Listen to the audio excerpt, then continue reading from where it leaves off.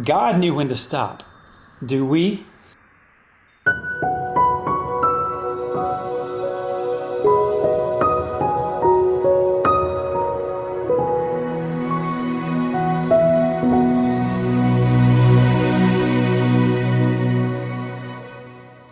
The quick answer to the question, God knew when to stop, do we, is we hope so, but we shall see. You may be asking, what does stopping have anything to do with men and women?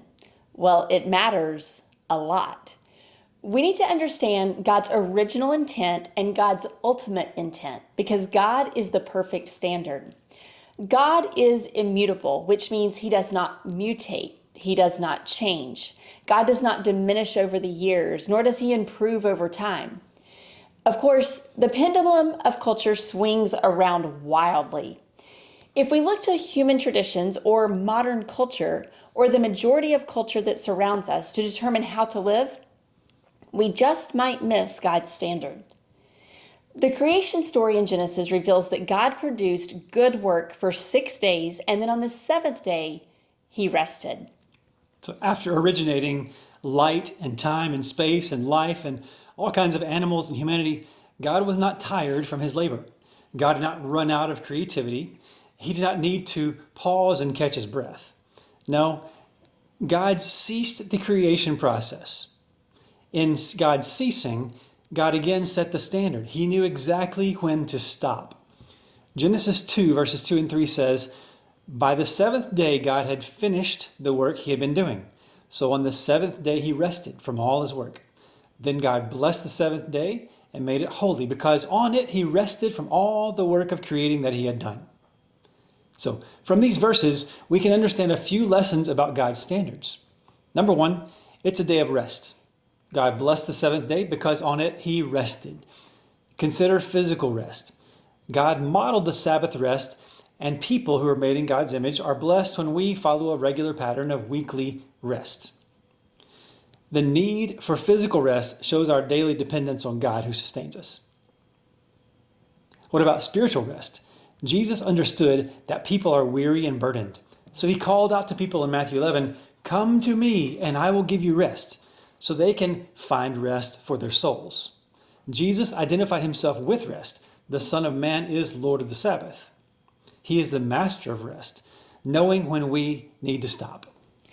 Then we look at eternal rest. The forever family will enjoy the eternal heavenly rest described in Hebrews 4.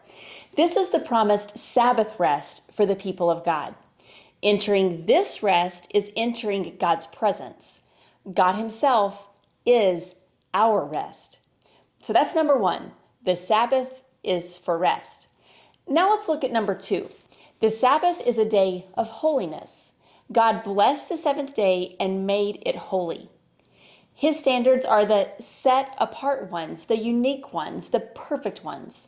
In Genesis 1:31, God called his creation very good and ceased work on the seventh day. Consider why God stopped at that point. It was the right point to stop because ceasing at that point lined up with God's exact purpose and his holy intent.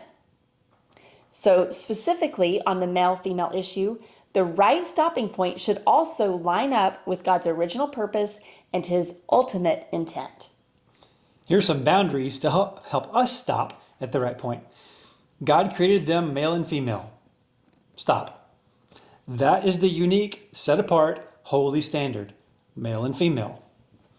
Then God commissioned them as spiritually gifted, image-bearing, world-changing team to demonstrate God's heart for all people. Stop. That gifted team is God's unique, set apart, holy standard, male and female together, commissioned. Missing God's standard carries weighty consequences. Some choices, policies, and theologies limit God's laborers. For example, traditions that limit how God can use godly women, their voices, and their spiritual gifts. Stopping too short can limit God's harvest. Some actions and attitudes build ungodly pride or elevate human culture over God's kingdom standards. God created two genders for sexual correspondence. Going too far leads to pride that separates from God, demeans humanity, and causes human flourishing to cease. It misses God's holy standard. Often the pendulum swings and either stops too short of God's ideal or it swings right on past where God clearly intended to stop. So what do you think? Do your beliefs rightly reflect God's character and commands? Consider this. Are you a door opener for ungodly, sinful relationships that the Bible clearly calls sin? That's too far. Or are you a door opener for males only while you limit what God can do through godly women? Too short.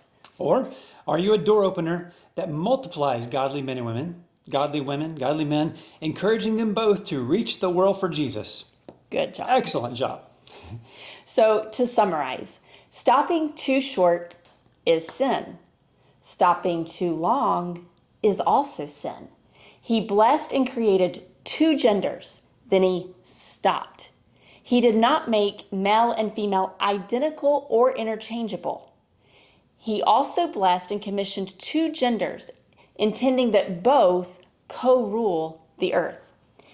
It really does take wisdom to stand strong against the world's culture and against a church culture that misses God's standards. But God expects us to stop where he stops. So with this understanding of Shabbat, the resting time, take a few moments to think, what does this teaching reveal about the character and nature of God? What does it show about the character and nature of people? What is one thing you can do because of this teaching of Shabbat? And who can you tell? Now you know what to do. Go run with it.